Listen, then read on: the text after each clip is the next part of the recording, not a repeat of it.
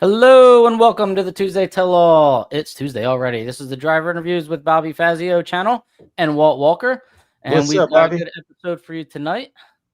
What's up, Walt? How you doing, man? I am well. How are you We're a in little the late, Northeast? and we know Ray Thurston's probably upset with us right now, so we won't. We'll try not to make fun of him too much. Let's see. He posted already. Let's go. Where's Walt? Running late. I'm gonna blame it all on Walt. It's all Walt's fault. All Yeah, right. all my fault. I'm fine. I can handle it. I got broad shoulders. Yeah, good to see you, buddy. I hope you had a good day at work. And Yep, you too. good to see Billy Carroll, who's already at PRI. You're already in Indianapolis, correct, Billy? Hey, That's right. I Billy. drove up today. All Drove right. today. Well, Billy, I mean, most of our audience knows Billy Carroll, the name, because I mean, I've boasted about you and their tenure there at Edelbrock. You're always fast with the contingency payments. Anytime anybody found themselves in a winner's circle, we always appreciated that. We always appreciated that you kind of like stood for the sportsman racer and kind of like made sure that we were taken care of. And on top of that, I always kind of saw you watching stock and super stock at Indy whenever you were at the races. So I think you're a stock and super stock fan as well, which is always a plus in my book. I am. I appreciate that. I appreciate the kind words. Yeah, I think those classes to me are, it's very enjoyable to me to watch. Number one, just because of the detail as far as the cars go. It's cars from the era of what I grew up in that I was interested in. I'm a Chevy 2 guy, so that's, to me, there was never a body style that was made greater than the 66 Chevy 2, right? 67, but really 66 for me. But, I love the stock and super stock stuff. I think that that whole community of racers is important to me. And so it's just an enjoyable time at the pits. But to be clear, I think every class at an NHRA event or any event really, I think every class has its place. It's just a great community of people coming together and all interested in the same thing. But yeah, stock and super stock is probably two of my favorite classes. No, that's awesome. That's one of the reasons why we wanted to have you on, because you're kind of well versed in seemingly all the classes and know a little bit about them and appreciate all of them. Going out to PRI this weekend and everything, do you have a focus on any particular sector of drag racing or just racing in general? Or what's our goal this weekend at PRI? Well, I'm with a new company this year, so I've been with Modern Racing now for a little over a month, and Okay. they're primarily known in the pro modified, pro stock area. So as far as not only in building cars but wiring harnesses and that type of thing. So they're well versed in that area. They're probably most known in those circles, mainly because of their background. The owner. Justin Elks, he's been a tuner, and really his professional career has been in those classes, pro stock and pro modified. So he's very tied into that group. And so what we're making available is the harnesses that a lot of those teams use. We're making those available to not only chassis builders, but racers that want to do the wiring themselves. We're making those what we call our signature series harnesses. Those plug and play type harnesses are going to be available to those guys, where it's a complete harness for somebody that wants to take on that task and put it in themselves. So even though we're really geared towards those classes, we're making it available to a broader group. So we want to introduce it to a wider range. So really all classes in drag racing we want to be visible to. That's awesome. And we got two guys that could help y'all make an imprint in stock and super stock for sure, right here. So we may have to talk offline about that. But you mentioned pro stock stuff, and I believe I saw Todd Beavis was over there. Is he building cars? I know he was a extremely well known for some pro stock stuff and building pro stock cars. I think he built Cagnazzi's cars and won championships and stuff. Is he over there building cars for you guys? He is. He works in the fabrication department. There's, I believe there's 7 or 8 guys over there. I don't know the exact number that actually work in that specific department with Todd. And yeah, so Justin actually was at Cagnazzi with Todd. And so as Justin kind of branched out and started making the tuning services available and the data acquisition stuff available, the first thing that he did really was have Todd come over there and start doing some chassis services as well. You know, that kind of all runs together. Yeah. And so Todd's been there ever since. And so, yes, he's one of the fabrication guys. Very cool. Very cool.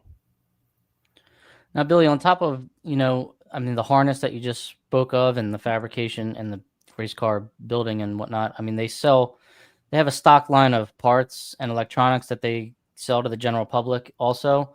So is that something that you are really going to help try and push? I mean, I know selling parts is, you got to compete with like the mail order catalogs and whatnot, but is this something that they're going to try and put you in charge of, maybe getting some more business there with the online sales?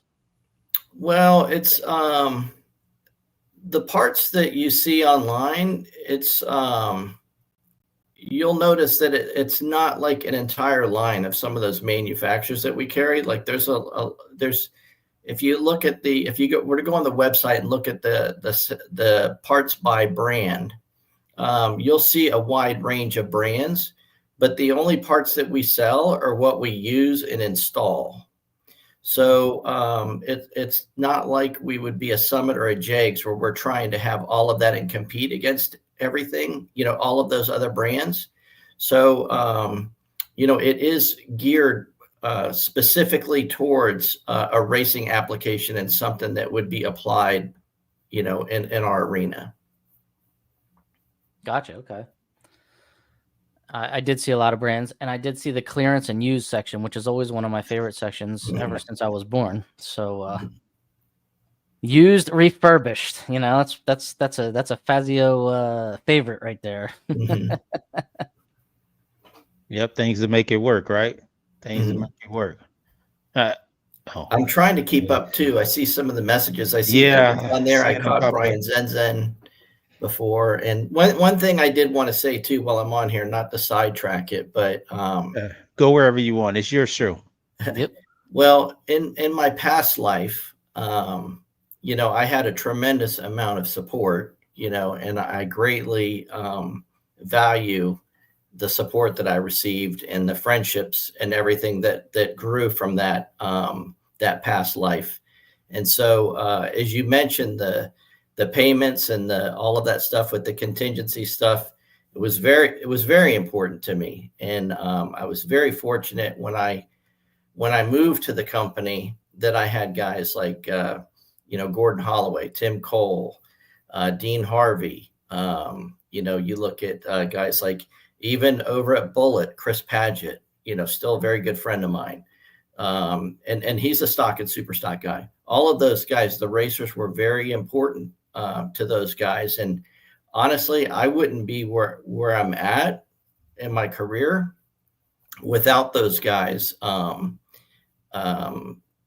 only their support, but bringing me along and the introductions to a lot of people in the sportsman area. And so it's, you know, I wish other companies paid a lot more attention, not only to the sportsman racer, but the contingency program and how much value, you know, all the time I would get a racer that would say, you know, thank you for your support or this, that, and the other. And, you know, I would often come back and say, you know, if it wasn't for you guys, we wouldn't be in the position that we were in. You know, not only are you buying the products, but the money that you spend going up and down the road, you know, that's a tough task. And so I took it very seriously, and it was important to me to try and get people paid as quickly as possible. And so when I see these guys in the comments, your group, and all of the sportsman racers. I have a lot of guys, Doug Crumlich and Top Sportsman, and Oh yeah. Bertazzi and Decker and Donut, and, all of those guys. I could go on, Mike Cotton, all of them. They just mean a lot to me. And so that's one of the best parts of the PRI show. Not just, obviously we're here to sell parts and all of that stuff, but it's the relationships that you have and the people that you can, that you run into. Yeah, that is really the best part about it. That's when everybody can let their hair down and drink a cold one or whatever your guilty pleasure is, and everybody can sit around and have some fun outside of the pressures of turning on wind lights and working on cars and all of this stuff, or trying to sell something, right? Have you noticed over the years since you've been doing it, like you said, your previous life and all of that stuff, the contingency stuff, how has that changed over the years, for better or worse, and dealing with whether it be your customer or trying to get, and it may not have any effect on the company that you worked for, but that you saw around those situations. How has that changed over the years? Because Bobby and I talk about seeing a big change in the last maybe 10 or 15 years, where it seems like it's a little bit more difficult to be personable with some of the manufacturers, and everything's an email now, and it's a guy like yourself are naming names because you have relationships with these people, and a lot of manufacturers, they just have a relationship with your bank account. Well, that's that's a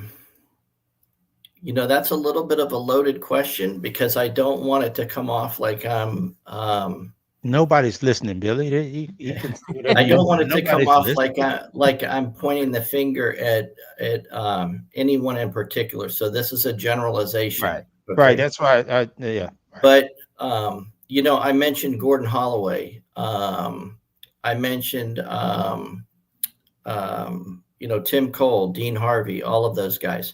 They had relationships directly with the racers. And so, like, when I first moved to my previous place, it wasn't uncommon for some of those guys. And again, this is a very generic conversation we're having here, but Yes. the old guard would have maybe an hour-long conversation with somebody. And it was not uncommon for us. Now, I'll take a class like Pro Stock, for example, or let's just say stick with Stock and Super Stock.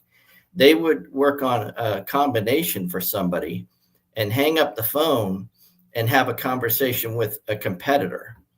But no information was changed. And there was that trust with the racer that knew that they were doing a product for their competitor, right? Right. And so they knew that they were getting the best advice and the best information, and they knew that that information wasn't being shared, right? So as time went on, and those guys were phased out because they retired or whatever, right?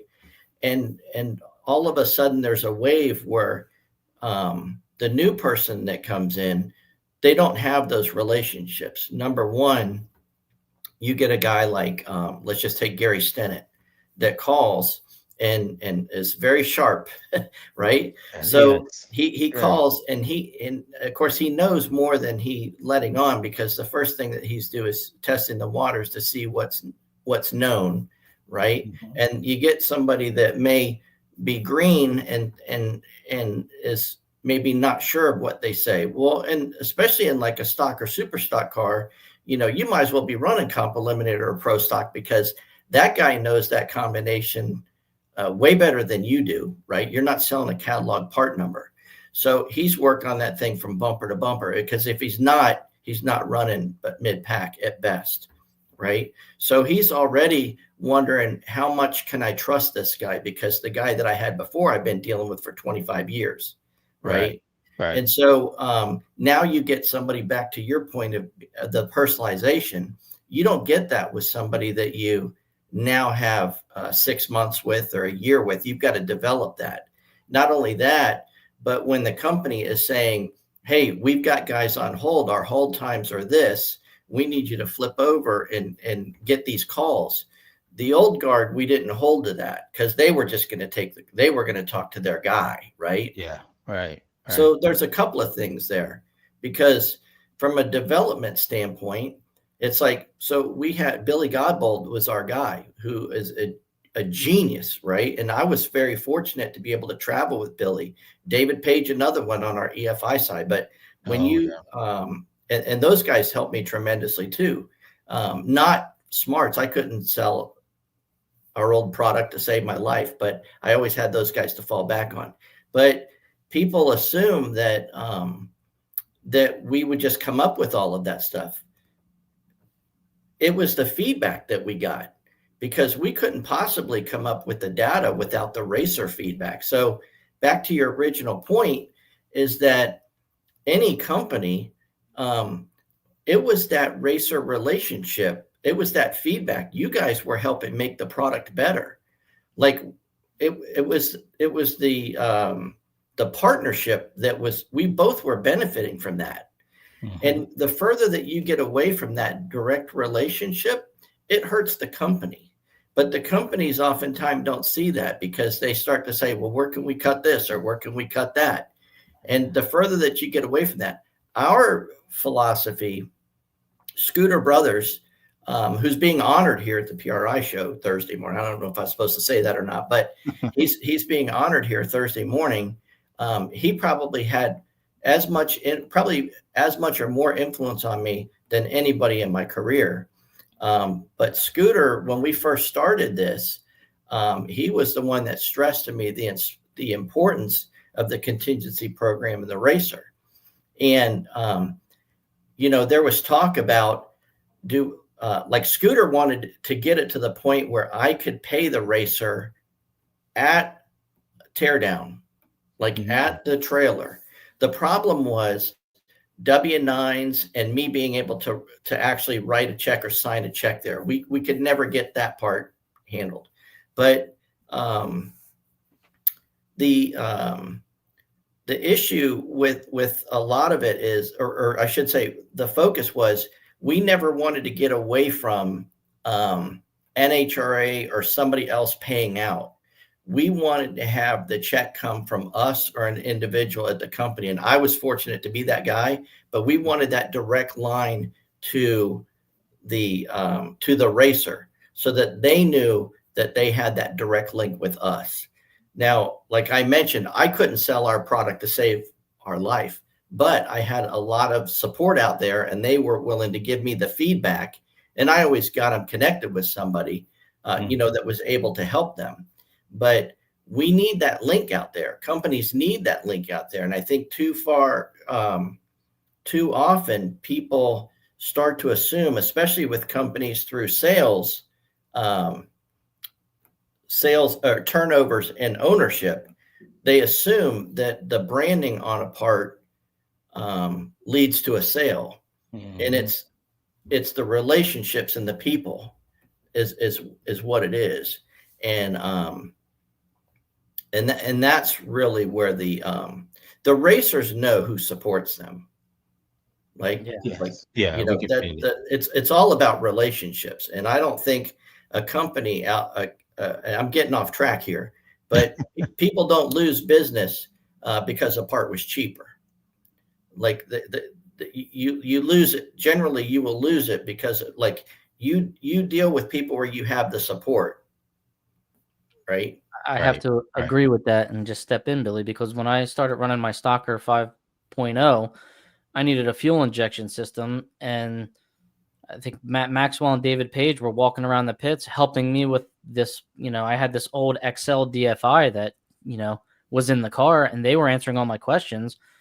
So it led me to buy the Fast XFI system, because I'm like, oh, you guys are a great help. You guys are a direct line of tech knowledge. So yeah, that was monumental in me deciding what to purchase there. So I purchase, when I can get great help like that, I purchase. And when there's contingency, as a reward, I try to favor those companies. So those are two examples of what I'm looking for when I'm in the market for something. Yeah. Yeah, I think the tough part for me, like Justin has tasked me with coming up with a contingency program for modern racing. And the tough thing is, we have some small, we have some private components, under our modern line. The harnesses are another thing. It's how do we, I need to figure out how to make that work. I don't know if I will get that done. For this year, it is a task to get that done. But, when you look at all of those other brands that we have,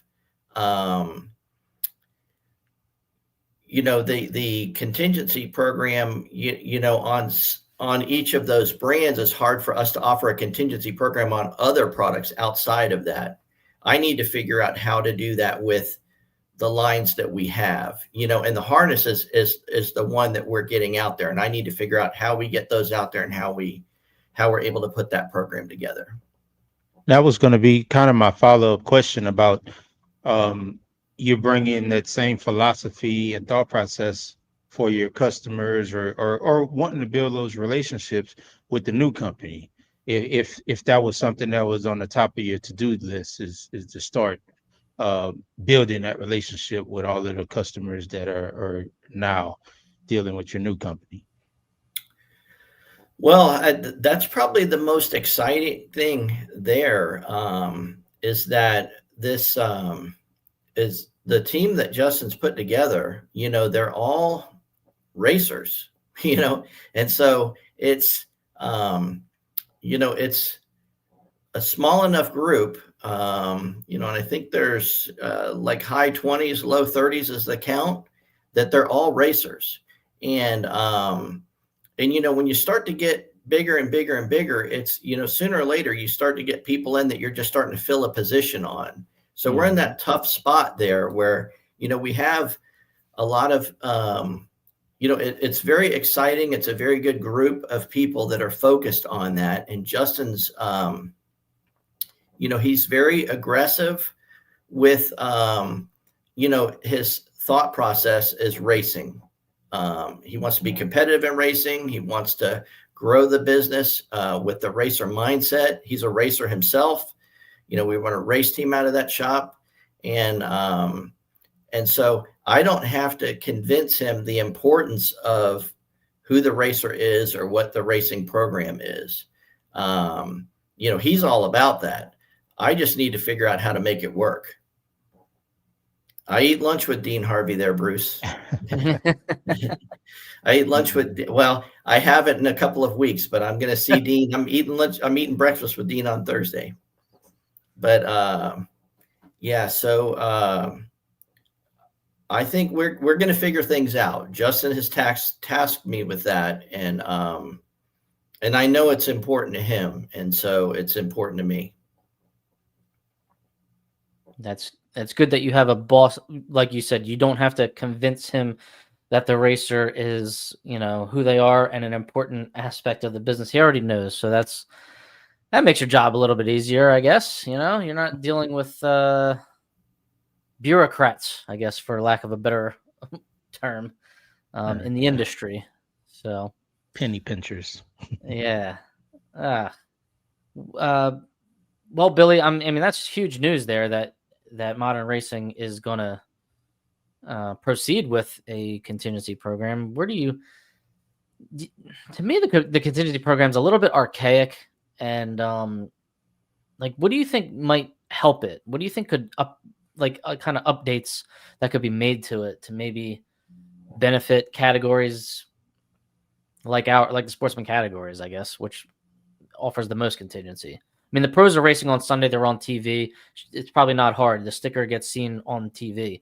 It's a little bit different for us. Like, we could be on TV. We might not be. We're racing at times when the stands aren't always full. Is there a way around all of that where a contingency sponsor would still be interested in putting that money up? I mean, I think so. I've shared a few ideas with a few different people, but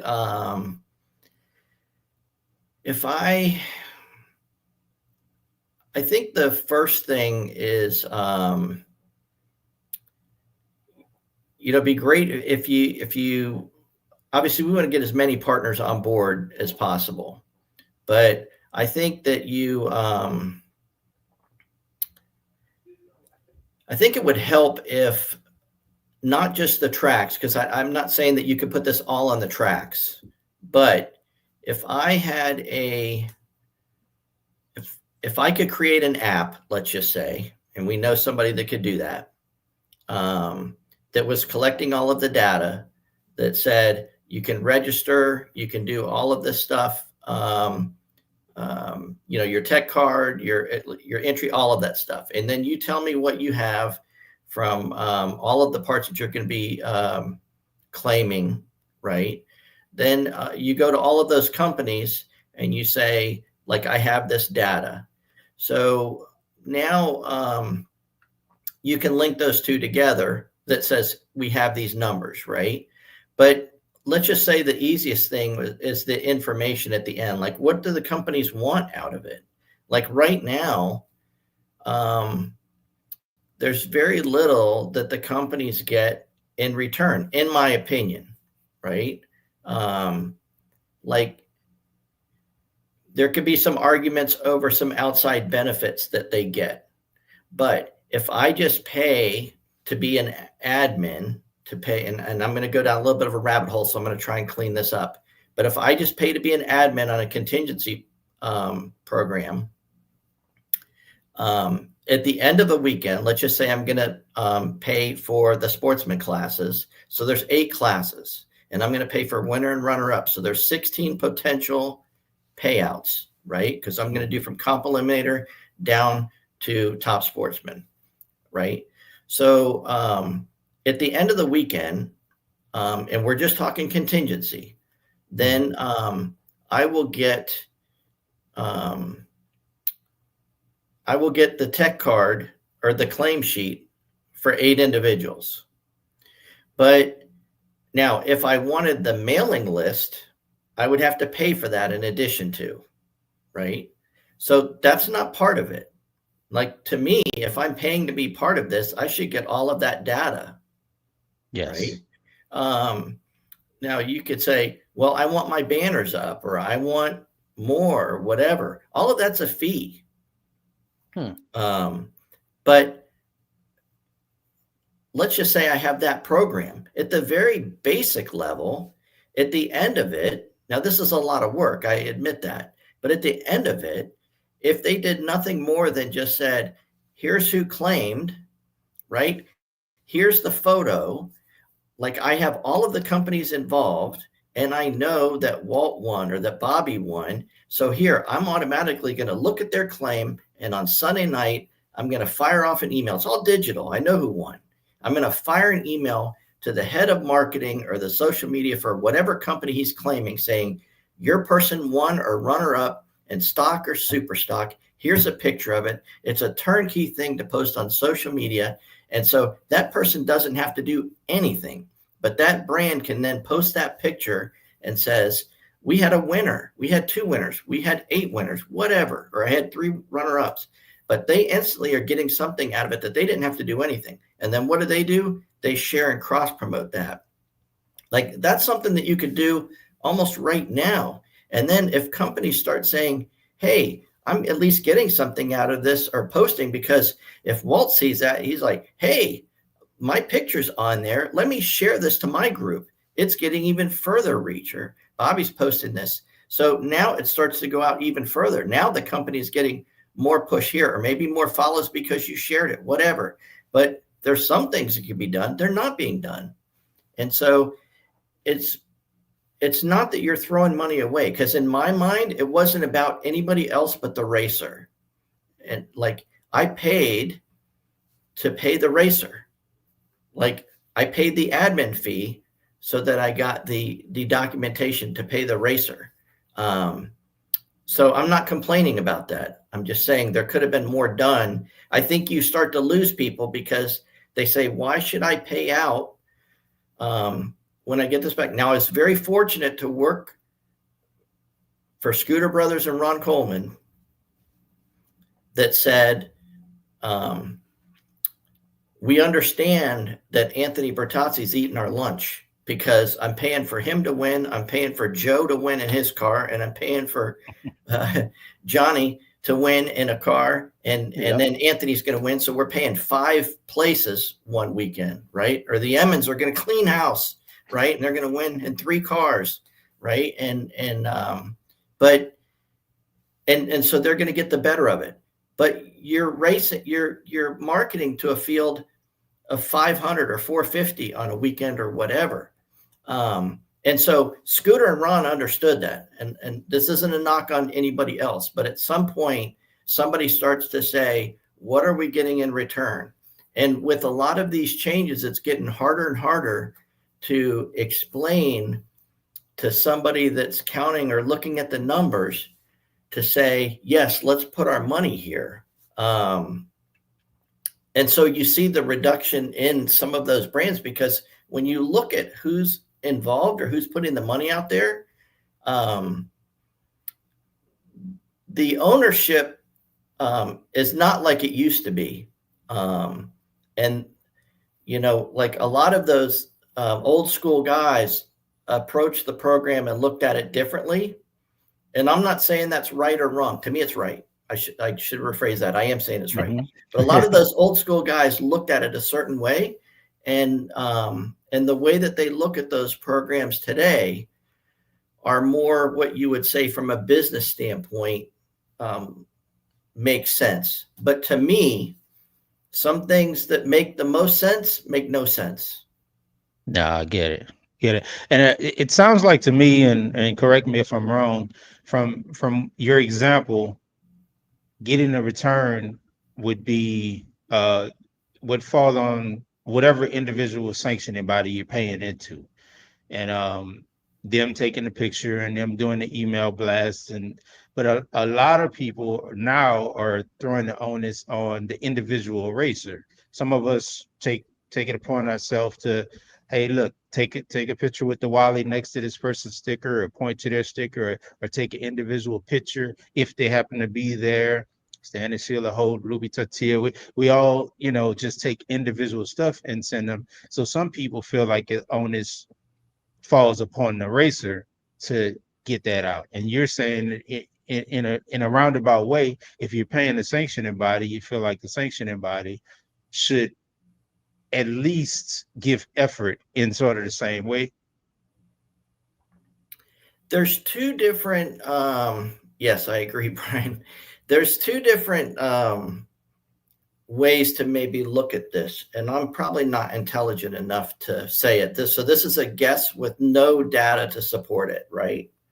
But I think that there's probably a huge difference between a company that is, let's just say, Lucas Oil size, that is spending a ton of money where they can afford to get the banners and everything, like all of the signage and everything that they get, right? So it encompasses all of that stuff. And then you take a company like, let's just say Stennett and Steve Williams Sloggett, right? Mm-hmm. Somebody like that can't afford to do that. So they have to be very smart with their money when it comes to that, right? So somebody like that can't afford to come in there and spend and do what it takes to get all of that marketing from that standpoint, to get that signage, right? But, and 2 things, I don't want to lose track of one thing that you mentioned earlier, but, you take a guy like Brian Zen, right?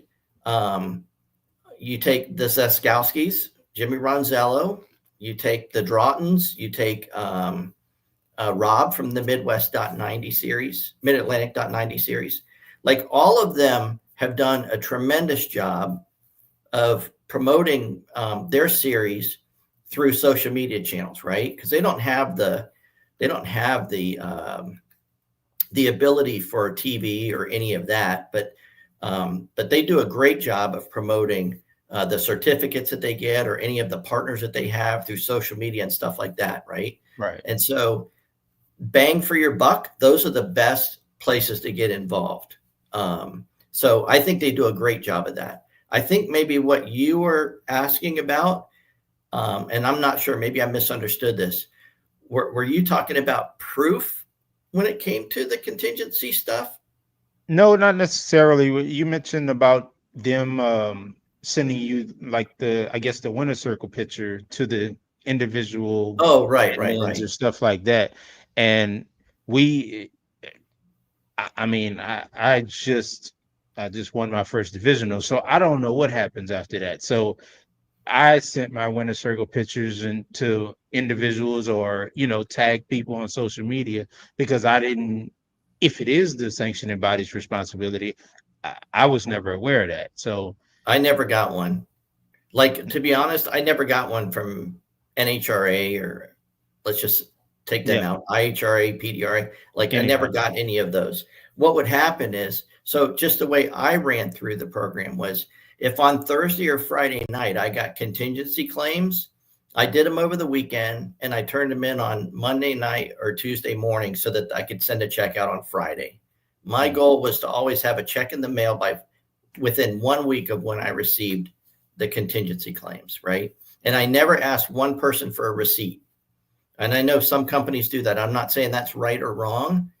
Yeah. Scooter Brothers, his philosophy was always, if somebody gets one over on us, they do. But we wanted to always, he would rather pay somebody that wasn't running the product than to make a guy feel like we were questioning his integrity if he didn't have a receipt, right? And he's like, we'll chalk one up if that's the case. And because if that ever happens, if he goes to buy the product, or has to make a decision in the future, he'll know who's always supported him, right?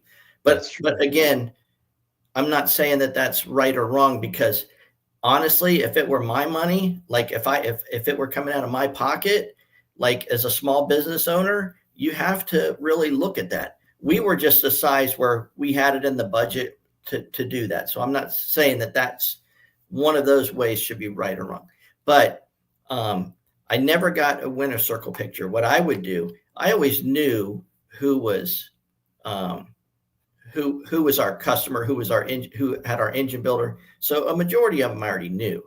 What would happen is I would get a name that I didn't recognize, or a first-time winner, or somebody that I hadn't seen in a while, and I would go, this name's unfamiliar to me. So first thing I would do, if it was a divisional, I would look at, like, Division I probably has the best archive of photos, but I'd go to Division I photos or whoever, right? Or if it's a national event, go to autoimagery.com, find the racer, look. And even if it wasn't this weekend, if you look this year and they had decals on it, several races, chances are they didn't take it off. And I would just make sure, because our product, the internal component, you couldn't tell if they had it in there. Now, obviously, the other components were all visible, so you could rely on the tech guy checking that off or not. But as far as the picture goes, they didn't. I would often get nice letters, or sometimes get pictures of the car, or something like that in the mail from the racer, but that never determined whether I did that. Now, I always sent the first letter, the first time that I paid somebody, I always sent a social media letter with it, just saying, hey, if you do share anything on social media, we'd love for you to tag us. And then that would allow our social media team to see it, and then send your, and then send it out. And then hopefully we can grow each other's brand, right? Gotcha. And so I think anytime that you could do that for a company, you're doing something that the other racers aren't, right? So that helps you, because then if you do see them at the races or see somewhere, and then a company says, hey, I appreciate that you've been sharing this several times through the year. And that gives you, we appreciate that, from the manufacturing side, we know who does that. Good deal. Yeah, I think social media it's at the forefront at this point, and I think it's very important. And a lot of the younger, every racer, even 60-year-olds, everybody's got Facebook at this point. I don't think it's too much to ask to try and you know, when you post your picture to tag the company in it. And the fact that they weren't giving you those pictures is kind of weird to me because they're there taking them. You would think in an efficient style here, the pictures taken, the winner circle picture, they would have been like at least made available. There's only 8 of them, like you said, and you should have been able to have easy access to that. I'm kind of I agree, surprised. Tom. Yeah. I spoke to Scooter tonight. He's just a great man. So yeah, I'm all for the social media, the tagging, this, that, and the other thing when it comes to Instagram, Facebook, and whatever else is out there. Hopefully, you know, yeah, I know an app that can make all that possible. So I should get to work on it. Good evening, Darian Houston. Well, I How have old one is last. Oh, I was going to say, I got one last question before Bobby goes. Now with the new company, are there limitations to where y'all want to, or who y'all want to, are they just, they want to focus on stock, pro mod and pro stock for the foreseeable future? Or I know the wiring harnesses and all that stuff, but I know they do fab work and different stuff for all kinds of stuff now. Or are they going to try to hit all the individual markets, or just make something, just broaden their reach and their touch, and where all the classes can benefit from the quality equipment? I would say, and this isn't necessarily something that Justin and I have talked specifically about, but I would say from the fabrication standpoint on those, from a chassis standpoint, at that level, I would say they're probably going to remain close to those 2 classes, because those are probably, like, we run a pro modified team out of the shop. We're heavily involved with the pro stock teams. So I would say that from that standpoint, Do we're y'all going to have a stick pro with stock those. car? Y'all got I'm a pro sorry? stock car on the jig yet? Is there a pro stock car on the jig yet? No, Not there's yet. not. No.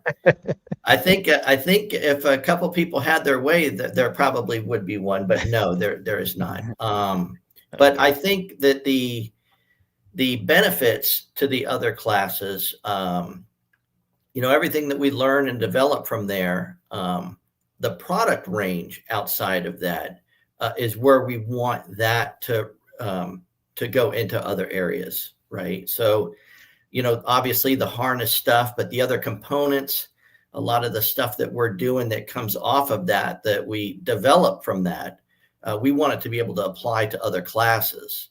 But I don't know that you're going to see, not anytime foreseeable. I don't know. Again, that's not a conversation that I've had, but I would say it's going to be stuck to those 2 classes probably. Like even our harnesses, and I can't go into it, but they're going to be in some fuel cars this year. Like, we do some cup stuff, but there will be some fuel teams that are going to be running the harnesses this year. But the focus is going to be to a broader range. Yes, Tom, you will see Scooter at PRI. So It's a shame we won't be at PRI. So I'm missing PRI for the first time in 5 years this year, and so I won't be seeing you there, Billy. And it's going to be weird not seeing you in my usual spot. What booth? Do you know where you're going to be yet? We are in 2430, I think. So if you, gosh, I almost hate to say that and then and send somebody to the wrong booth. But well, they can always look it up on the app. Yeah. So if you're familiar with the layout, we are right next to 5 Star. So we're right down where Motor State is, and 5 Star. Our booth, we have a 10x30 that faces the 5 Star booth. So it's in that main hall. I want to say it's 2430. And now you've got me looking. You can look it up. I can't believe it's time for PRI again. I feel like we were just there. Yeah. I'm just not looking forward. Well, I'm not going, but that single digit weather was not appealing to me. I can't believe it's going to be that cold already. I mean, it was 18 degrees here today, so I feel like it's always unusually cold every time we're there, so I'm just kind of used to it. Yeah, it's going to be cold. I think come unloading time, I can tell you that. Or not unloading time, but loading up on Saturday afternoon. It's going to be cold. Yes. Cold and tiring. Yeah. What's on the agenda? So tonight is or tomorrow's Wednesday. Is that the breakfast, or is that usually on Thursday? It's Thursday morning, right? It's the opening breakfast. Never been to that. I mean, my first year I didn't get there till Friday and Saturday, but then or Thursday night. But I did realize, and anybody that's never been to PRI, Thursday is your day. You kind of want to get there Thursday morning and start talking to all the vendors while they're fresh. By Saturday, everybody's worn out. So, little tip. Yeah. Yeah, this one, I'll be honest, this is probably the most excited I've been. I mean, I enjoy the PRI show is probably one of my favorite events of the year, but I'm probably as excited for this show and this new chapter as I've been in a long time. So that's great. That's awesome, actually. Now I'm really mad I'm missing it.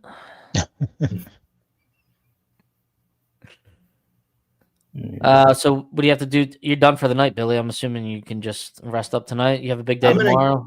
I'm going to head to the Yard House for some dinner here in a few minutes. Oh, all right. And so, we're missing the Yard House too. We're missing the Yard House. That's our usual spot when we're there. Get to hang out with the guys. And yeah, I just got a text from Todd Beavis, matter of fact, and said, "Hey, we're heading to the Yard House. We'll be there in about half an hour." So tell him we said hi. Yep. Yeah. Have a nice big tall beer for us, Billy. Guinness is my choice. Uh-oh. That's the heavy stuff. Yeah. Yep. All right. Well, you know what? If it's time for you to go eat dinner, man, we don't want to hold you up because I'm guessing. Are you an hour behind us? Is it 8:20 there, or is it 9:20? It's 9:20. Yeah. That's a late dinner. Okay. Yeah, I got here at kind of an odd time, and I didn't want to miss the start. I didn't want to hold you guys up, and so I just pushed dinner back a little bit. It's appreciated, much appreciated. I'm glad you made time for us. This was informative, and I figure nobody better to talk about some industry stuff than a guy like you that's been dealing with a lot of different industry stuff and marketing and all of that stuff. So this was perfect. Thank you for coming on. Well, I appreciate it, and I appreciate all that you guys do for spreading the word and having me on, and I hope I didn't stray too far off path tonight. No, it was great. You did with me. Yeah, I like learning stuff when we talk. And I know your base, and so I appreciate the support of everybody out there, and hope to see anybody that's at the show. Please stop by and see me. modernracing.net, Billy Carroll. All right, Billy, thank you very much. Good luck. Have a good show this weekend, and good luck in your new position there. Have a great night. All right, guys. Have a good night. All right. Appreciate that, Billy.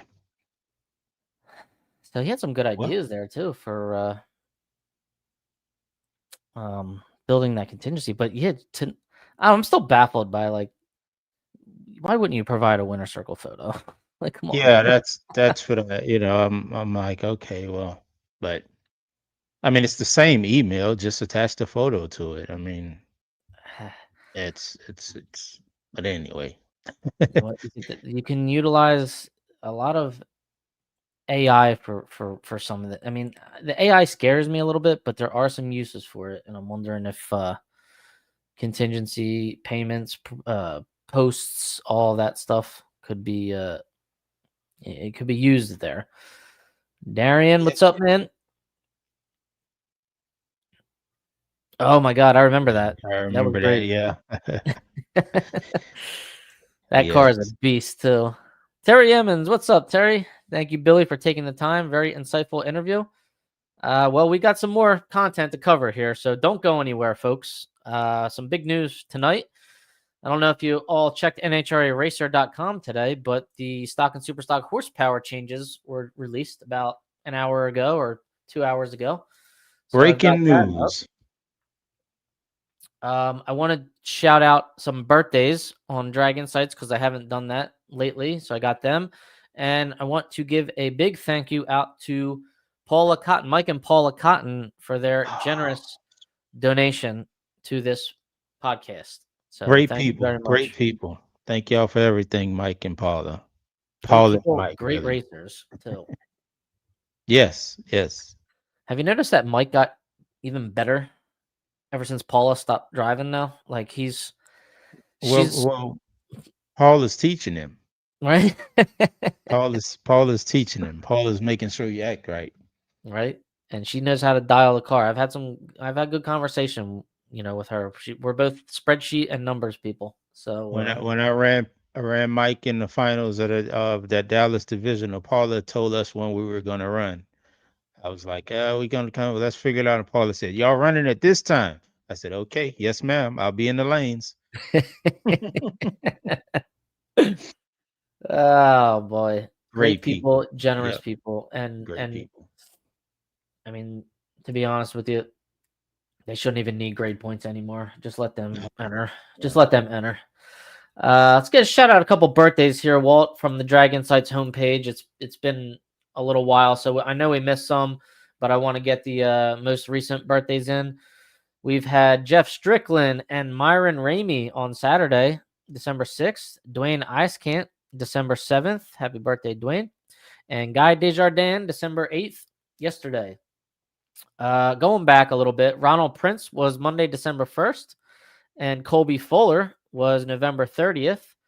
And we're just going to go backwards a little bit more. Wes Neely, Dusty Lowell. Dusty Lowell, he used to be a stock eliminator standout.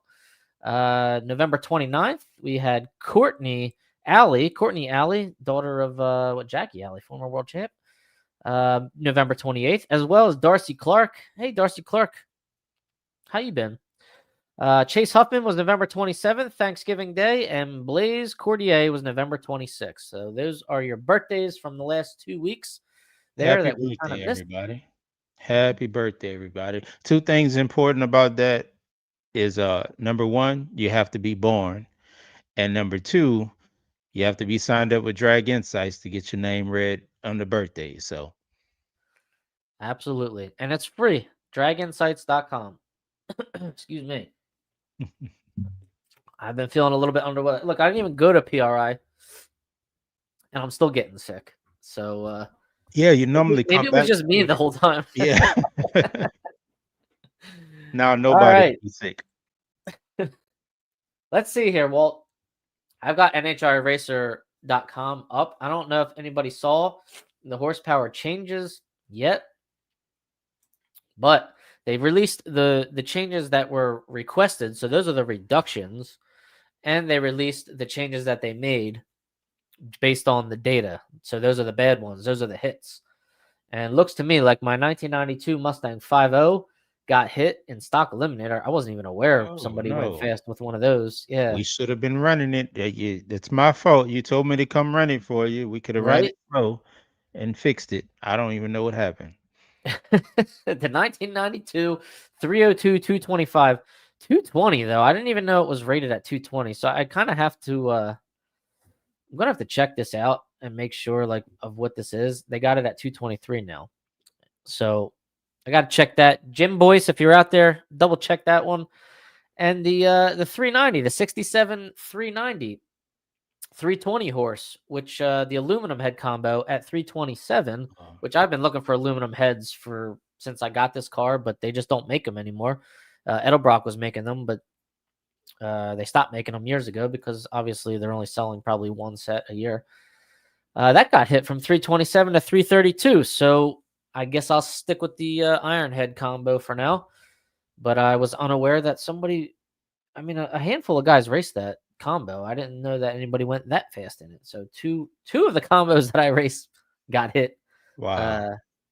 Or one and a half of them, because I don't really run the aluminum head combo, but I guess I'll stay away for a little bit. One in a possible, so. But Walt, you are a 305, correct? Yes, 305. 1980, 81, 81, 81, yeah. I think I'm clear. Not many of us run it, and I try to pay attention to how You're fast they're clear. going. You're Yeah. clear unless it got a reduction. But I see the caddy, the 350 caddy, got a hit from 203 to 206 in the GT rear wheel drive, and the front wheel drive got hit from 203 to 209. Maybe that's So that one that beat me in class in Belrose. So he might be a hair slower next time we race. there you go. Now this one, Walt, I think you should know this one, or maybe you can let me know if this is like a Craig Gaultieri, the GM 350, 1988-89 GT front wheel drive. So it was rated at 296. It just got bumped up to 303. So it was a 350. It says 225-230 horse. So That's that fuel injection range, and I'm not sure which one it is, to be honest. Everything just came out, so I hadn't done any digging on what was what.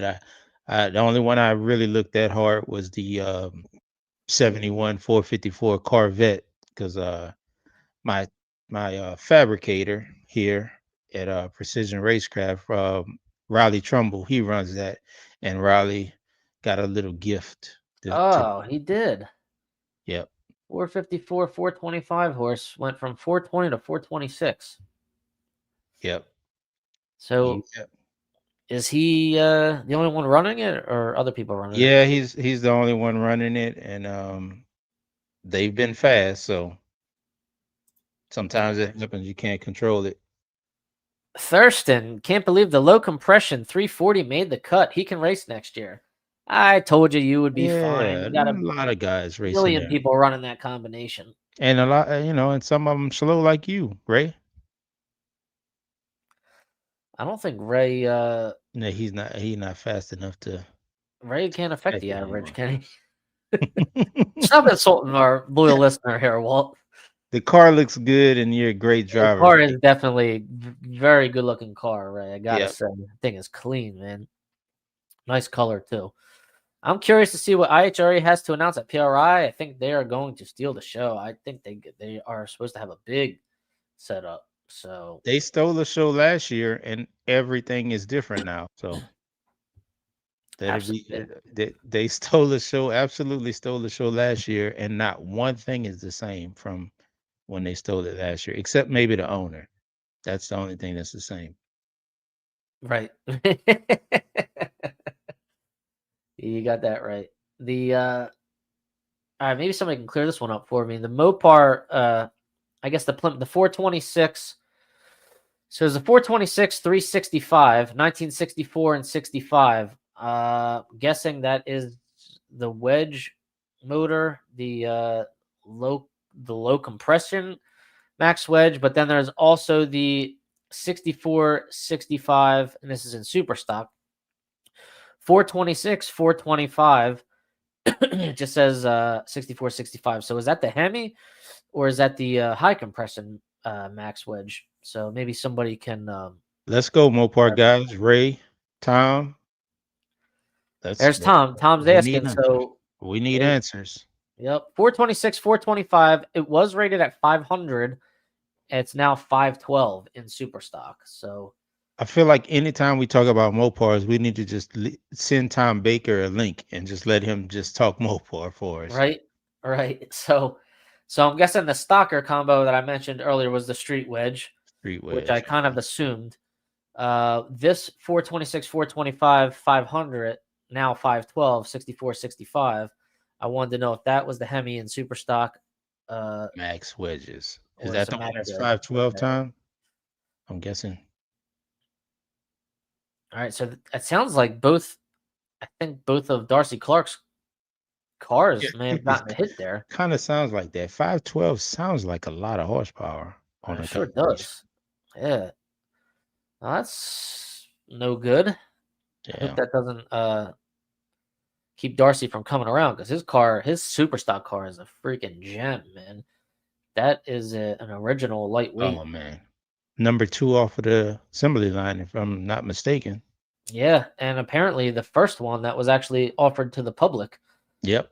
Because number 1 was not. Let's see, we got some 283s that got hit. 283 220s, 1965 and 66, and 64 and 66. So that's in stock eliminator. So not sure what. So we got a 283 220 214 horse and a 283 220 226 horse. So this is just Chevrolet just offering variety on top of variety during the same years. And they both got hit. So not really sure there. And the 86 305 got hit from 190 to 197.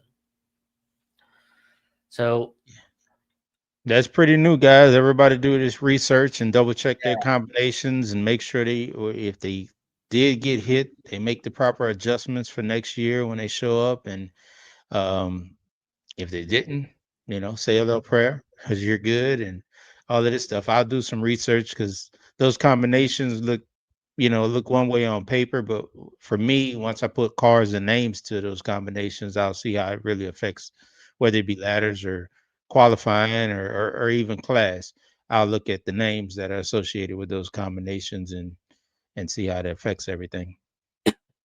well, and we got some reductions here. We got some big reductions too, I gotta say. So probably combos that were never raced or haven't been raced in a while. We got some 1969 and 1970 Chevrolets 350, 370 horse combinations that were rated at 400 have now been derated all the way down to 325, 330, 320, and 325.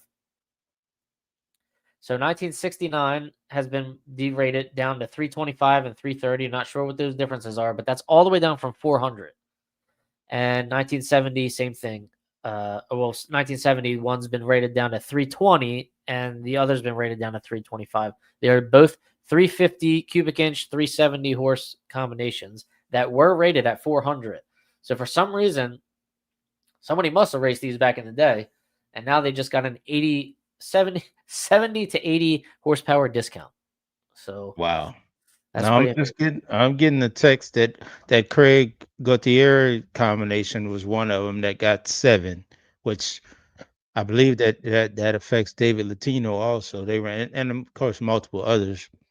And I don't know, Don Kennedy's deal, was Don Kennedy still running a 428 or did I'm saying that he got hit also. Don Kennedy's car, which was driven by Tony Mandela there toward the end of the year, he went pretty fast. Remember, he qualified number 1 and got the Wally on top of that. Yeah, that the 1968 Pontiac front wheel drive, GT front wheel drive. It was 428, 375. It was rated at 343. Now it's 351. Interesting. Okay, so that affects cruising and that affects it. Well, Bruce Foper, where are you at? Make some more power. They just got hit. That makes some more power. But Todd France, it's a fair amount of guys that run that thing. So Tom is asking about the 446 pack in stock eliminator Mopar. I don't see any 440s getting hit. I do see some 440s getting discounted though in stock eliminator.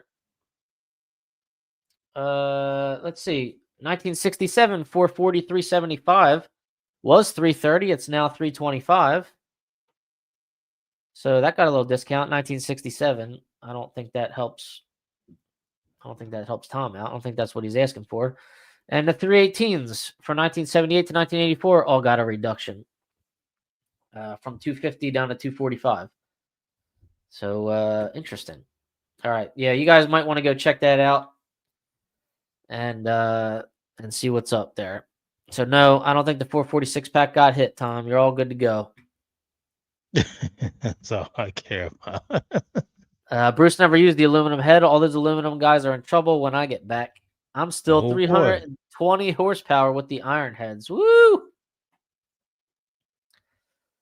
That can make it interesting. No 440 got hit. And no 440 got hit. Billy Ryder, I know Billy and his dad are probably excited about that. So, yeah, some more Pontiacs. Some more 428, 390 Pontiacs got lowered down to 385. So yeah, just a nice variety. Mostly Chevrolets though, as you would expect, because that's the most raced brand. Anybody with a brain And cell? the 396, 375 Chevy got nothing once Got again. nothing. Lives to fight another day. Lives to fight another day. Gold digger, you're all right. Gold Don't digger. worry about it. when you got Don't worry about when you got 100 people running the combo, you're good to go. it. Nope, you got 3 guys running a Ford combo. It's done. or that one 454-71 Corvette. I felt bad for my buddy. He went to Indy and he went fast and he won class in Indy in a stock automatic, but it cost him. Oh, I forgot. Indy counted this year. Yep, Yes. yep.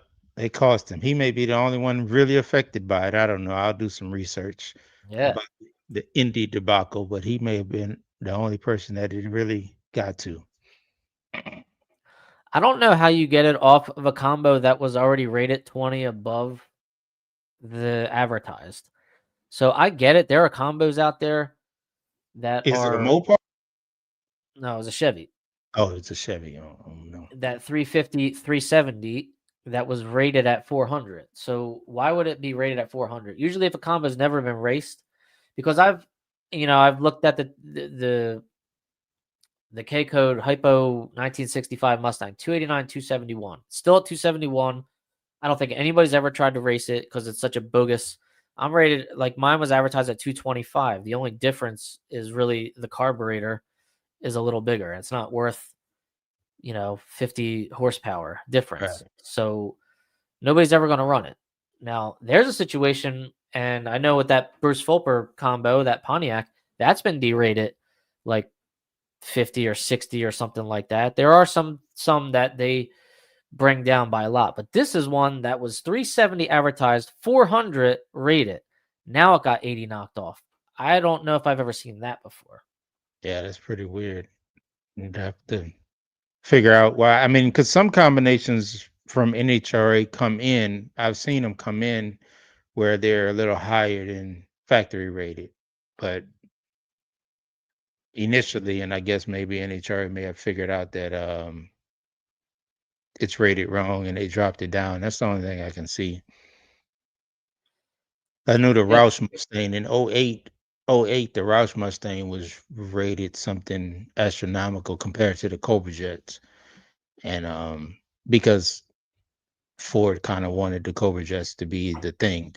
Yeah. But so they just rated them something crazy. So I mean, I guess it happened somewhere. We just got to do some digging on it. Yeah. Well, I guess you just got to ask. If you don't ask, the answer is always no. Did the 428 Pontiac get added to stock? I am not sure. You'd have to look in the catalog there on NHRA Racer. A lot of work this year to get 5 off the 1969 427 425 in super stock. Don't mess it up. Got it? Says I that's mean, Mike yeah, Cocky. Mike, and nobody's gonna be as fast as you guys. Y'all will be fine. Y'all don't mess it up. Mike and Dave's my good buddy. I don't talk to Mike much, but his brother Dave's my good buddy. So, But I gotta think give they him a run little stuff. sticks. I think they run that combo with stick shift, so they might be. I don't know if anybody else does. So Yeah, in super stock, or they're trying to get it back. Well, I guess it got ruined in the Corvette. John Armstrong, I guess, got it hit in the Corvette with the aluminum head. I guess so. ZL1 type combination. Yeah, that'd be cool to get some big block 427 action in super stock. That'd be really cool. Steel headed deal. is that what is that the same engine that like your buddy Justin Hutto runs in his Corvette? ZL1 combination. It's the 445 horse deal. Okay. He's saying the 4.25 horse, right? That's steel headed 427. So Got it. yep. I don't know who runs that. Maybe I think Brian Oaks is aluminum head. I'm not sure who runs that. Maybe that's what he's focusing on getting getting it down so they can get some motors out there, get some cars out there. And I think Oaks, I think he set a record in his last year. So we'd have to dig up a dragster and see. Yeah. Are they still putting the records in the magazine, or do we still have to do that on our own? I was hoping we would set a little precedent and they would keep it up, semi-annually. Put one out in January, put one out in July, something like that. I think it's online only. I think you That's can no find them fun. online, but The ART Corvettes. no, that's I don't know. I don't know what's in that deal. It's a flat hood. Yeah, I know it doesn't have the ZL1 hood or the LED hood. I'm sorry, but so I'm not sure. All right. Well, I'm sure that's going to cause a little stir on Class Racer. I haven't even logged on to Class Racer to check it out, but I probably will after I go eat my late dinner. Yep. So, all right, it was a little shout out to Walt for obviously coming on Of every course. Tuesday. Appreciate it, buddy. Driverinterviews.com. Subscribe and like and share if you could. We'd appreciate that. And be sure to like, if you're not on Walt's Stock Superstock Facebook page, make sure you're on that because it's like the gold standard it's the reference point for all Stock Superstock Facebook. And pages. like and share this show. Like and share this show. I don't know how many's watching, but I know the likes aren't the same. So if you're watching, like and share this show. If you watch it later, comment. Tell me how crazy my questions were or whatever. Comment on YouTube. I'll respond to you. If you got any questions, I'll respond to you. Bobby will respond to you. Like and share the show. Comment under it on YouTube. We'll get to you, and we plan on bringing a lot more interviews to you. So Walt's got some big ones in the pipeline, so we all appreciate it. We all can't wait.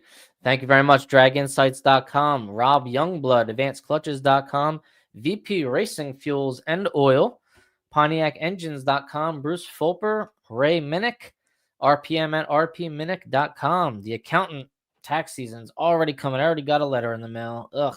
RocketmanCoatings.com. So we appreciate all the sponsors. Kenwood Welding and Metallizing. That's Tom Baker. And the original LupeTortilla.com. Stan and Sheila Holt. yep. And I'll shout out to the Emmons boys and EmmonsAutoplex.com. Check them out. Buy a car. Buy a car today, tomorrow.